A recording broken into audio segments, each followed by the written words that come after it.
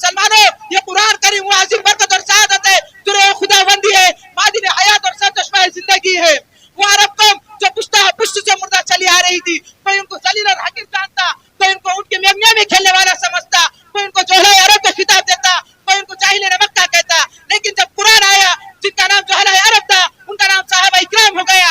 जिस जमाने का जिनको नफरत से याद किया जाता था, उनको रज़ी अल्लाह अन्हुम व रज़ान का इजाज़त मिला। जिस जमाने का नाम जहलत था, उसका नाम खैरुल कुरून हो गया। इस शान पे उम्मत हुई कुर्बान मोहम्मद, हम खत्म नबूवत की हिफाजत के अमी है, हम जिंदा बेदार है मुर्दा नहीं। इलाही रौनके इस्लाम के सामान पैदा कर, दिलों में मोमिनों के उल्फते कुरान पैदा कर। सदर मोहतरम, स्टेज पर रौनक अफरोज बुजुर्गान दीन और हाजिरीन जलसा, आज के इस महफिल में और आज के इस मुबारक इजलास में मेरा मौज़े सुकन दुनिया की सबसे मुकद्दस और पाकीज़ा किताब कुरान पाक है कि हमें चढ़ते सूरज की तरह यकीन है कि इसका एक एक हर्फ सच्चा और सादिक है। वो कुरान पाक जिसकी ज़बान मुकद्दस, बयान मुकद्दस, तो फसाहत व बलागत का घाटे मारता समंदर है, जिसके मुतालिक इरशाद रब्बानी है। कुरान वो किताब है जिसके सादिक और बारक होने में कोई शक व शुबा नहीं, जिसके बारे में मुहसिन इंसानियत हुज़ूर पाक सल्लल्लाहु अलैहि वसल्लम ने इरशाद फरमाया, तुम में सबसे बेहतर शख्स वो है जो कुरान को सीखे और सिखाए। दुआ कीजिए खुदावंद खुदूस हम सबको कुरान पाक की दौलत से माला माल फरमाए, आमीन। नौजवान दोस्तों, कुरान पाक रब्बुल जुल जलाल की तरफ से अता करता हुआ हसीन तोहफा है, जिसने 23 बरस की कलील मुद्दत में पूरे आलम में इनके नाम बर्पा कर दिया कि बड़े से बड़े फुसहा, बुलगा, उदबा और शौरा हैरान और परेशान रह गए कि जिनकी आयतों को सुनकर पत्थर दिल मोम हो गए। दोस्तों, यही वो कुरान है जो रहती दुनिया तक के इंसानों के लिए सरापा हिदायत और रहमत है। यही वो कुरान है जिसने रसूल की रिसालत को एहसास बख्शा। यही वो कुरान है जिसने बस मुर्दा कुलूब को ताजगी बख्शी। हाँ, यही वो कुरान है जिसकी बरकत से जिन्नात और शयातीन का आसमानों पर जाना बंद हुआ। यही वो कुरान है जिसकी बदौलत महबूब हकीकी की रजा नसीब होती है। यही वो कुरान है जो सच्चाई और अमानतदारी का दर्स देता है। यही वो कुरान है जिसकी बरकत से हजरत उमर फारूक रज़ी अल्लाह अन्हु को ईमान नसीब हुआ। यही वो कुरान है जिसकी नज़ीर पेश करने से सारी दुनिया आजिज़ व कासिर रही। यही वो कुरान है जिसका मिसाल पेश करने से अरब के फसीह व बलीग ज़बानदानी का दावा करने वालों ने घुटने टेक दिए। यही वो कुरान है जिसने ज़लालत और गुमराही के वादियों में भटकती हुई इंसानियत को दर्द और गम दिया। यही वो कुरान है जिसकी हिफाजत का वादा खुद खालिक कायनात ने फरमाया। यही वो कुरान है जिसकी तिलावत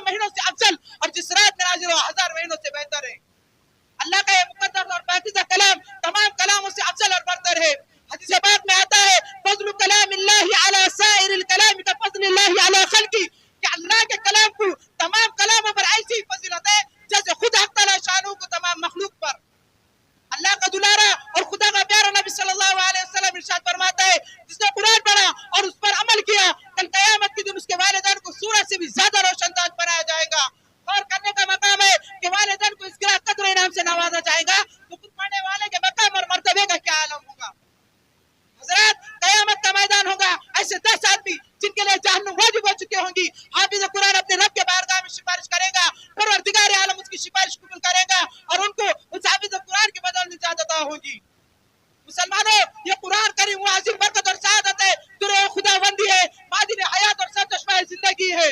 वो अरब कौम जो पुश्त से मुर्दा चली आ रही थी, कोई उनको जलील और हकीर जानता, कोई उनको उनके मेमिया में खेलने वाला समझता, कोई उनको जोहरा अरब का खिताब देता, कोई उनको जाहिल मक्का कहता। लेकिन जब कुरान आया, जिनका नाम जोहरा अरब था, उनका नाम साहबा इकराम हो गया। जिस जमाने का जिनको नफरत से याद किया जाता था, उनको रज़ी अल्लाह अन्हुम व रज़ान का इजाज़त मिला। जिस जमाने का नाम जहलत था, उसका नाम खैरुल कुरून हो गया। वो मुद्दा कौम जो करवट नहीं ले सकती थी, ताकत और कुव्वत से ऐसी लैस हो गई कि जिसने कैसर और किसरा के गुरु को खाक में मिला दिया, कि बड़ी से बड़ी सल्तनत और हुकूमतों का तख्त उलट दिया। मोहतरम दोस्तों, कुरान आया तो ज़बान और मकान में जिंदगी आई, कुरान आया तो अदल मसावत का पैगाम आया, कुरान आया तो मज़हब इस्लाम फैला, कुरान आया तो मुद्दा कौम जिंदा हुई, कुरान आया तो बातिल के लहराते झंडे टूट पड़े, कुरान आया तो कैसर और किसरा का गुरु खाक में मिला, कुरान आया तो सारी कायनात को नूर मिला, कुरान आया तो इंसान के पुजारी खुदा के परस्तार बने, कुरान आया तो तौहीद मिली, ईमान मिला, कुरान आया तो गुलिस्तान को हुस्न बहार आता हुआ। हाँ, मुझे कहने दीजिए, कुरान आया तो रोशनी आई, कुरान आया तो तारीकी काफिर हुई, कुरान आया तो अमन और सलामती आई, कुरान आया तो दम तोड़ती इंसानियत को दर्द गम मिला, कुरान आया तो दोस्तों सब कुछ मिला। मगर अफसोस हमने उस कुरान पाक की दामन मुकद्दस को तर कर दिया, उसकी तालीमात को भुला दिया। नतीजा यह हुआ, वो मुस्लिम कौम जिसके सर पर इज्जत और रफ़ात का ताज था, जिल्लत और रुसवाई के खार में जा गिरी। वो कौम जिसका कामयाबी आगे बढ़ के इस्तेमाल किया करती थी, आज नाकामयाबी का मुकद्दर बन गई। वो कौम जिसके एक आवाज पर अफ्रीका के रहने वाले जंगल में फूफा दरिंदों ने मैदान खाली कर दिया था, आज एक चूटी भी उसका हुक्म मानने को तैयार नहीं। वो कौम जिसने कभी हुकूमत और सल्तनत का फरीज़ा अंजाम दिया था, आज गुलामाना जिंदगी बसर कर रही है। वो कौम जिस पर कभी तारीख नाज़ा थी, आज मातम कुना है। वो कौम जिसकी माजी रोशन और ताबनाक थी, आज हाल और मुस्तकबिल उसका तारीख है। मुसलमानों, समझो और होशियार हो जाओ, कुरान पाक से वाबस्ता हो जाओ, वरना याद रखो तारीख हमें कभी माफ नहीं करेगी। हाज़िरीन जलसा, जानिसार साहब रज़ी अल्लाह अन्हु के कुतुबखाना में कुरान पाक के अलावा और किताब ना थी, इसी को लेकर आगे बढ़े और कामयाबी उनके कदम चूम दी गई। वो कुरान ही था जिसकी बरकत से बदर के मैदान में 313 ने मक्का की किस्मत पलटी। आज हम करोड़ों में है, लेकिन दूसरी कौमें हम पर सवार है। जान हमारी महफूज नहीं, माल हमारा महफूज नहीं, इज्जत और आबरू से हमारे खिलवाड़े, ना हमारे मसाजिद महफूज है, ना हमारे मदारिस महफूज है। जुल्म सितम की चक्की हमारे लिए घूम रही है। मुसलमानों, एक वो दौर था कि मुसलमानों का मुकाबला हामान बिन वलीद से होता है। वो दुश्मन खुदा और दुश्मन रसूल के पास ताकत और कुव्वत है। 60,000 फौज का लश्कर जर्रार है, मुसलमानों की फौज 10,000 है। इस्लामी फौज के कमांडर हज़रत खालिद बिन वलीद रज़ी अल्लाह अन्हु, मुसलमानों को इसका भी इल्म नहीं कि दुश्मन के पास कितनी तादाद है। मशवरा होता है, हज़रत खालिद बिन वलीद रज़ी अल्लाह अन्हु से कहा जाता है, आप 300 आदमी लेकर जाए और मालूम करें दुश्मन की फौज क्या है, उनके पास तादाद क्या है, उनके पास सामान क्या है। साहिब रसूल सल्लल्लाहु अलैहि वसल्लम की ईमानी कुव्वत देखिए, फरमाते हैं मेरे साथ 300 आदमी की जरूरत है, सिर्फ 30 आदमी कर दीजिए। साहबा रज़ी अल्लाह ने फरमाया, आपकी ईमानी कुव्वत आपको मुबारक हो, लेकिन ये दुनिया दारुल अस्बाब है, 30 आदमी कुछ नहीं होते, चुनाव कम से कम 60 आदमी रह जाए। चुनाव 30 आदमियों का और इजाफा कर दिया गया और इस्लामी फौज का मुख्तसर सा काफिला आगे बढ़ा।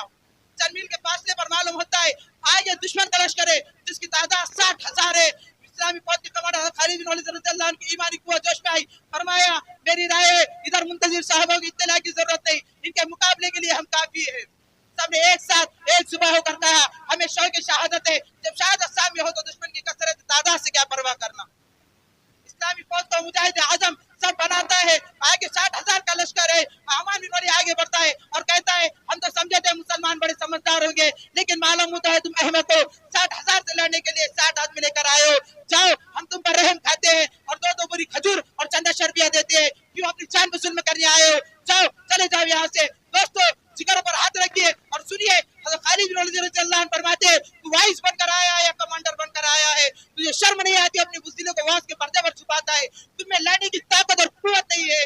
इस्लामी मुजाहिद की इस ललकार को सुनकर हामान बिन वलीद जोश में आता है और फौज को कहता है पकड़ ले इन 60 आदमियों को। चुनांचे 60,000 का हमला होता है, साहबा रज़ियल्लाहु अन्हु में घुस जाते हैं। रावी कहता है रसूल खुदा के वो जाबाज सिपाही घुसते हुए तो नजर आए, फिर पता नहीं कहाँ गए, सिवाय तलवारों की चमक और खचाखच के सिवा कुछ नजर न आता था। सिर्फ 3 घंटे में जंग का फैसला हो जाता है। तारीख शाहिद है, जमीन व आसमान गवाह है कि 60 ने 60,000 का मुंह फेर दिया। हजरत, मैं पूछना चाहता हूँ वो कौन सी चीज है जिसने साहबा रज़ियल्लाहु अन्हु में ताकत और कुव्वत पैदा की। मोहतरम दोस्तों, यही वो कुरान है जिसने 1 को 1000 बार भारी कर दिया।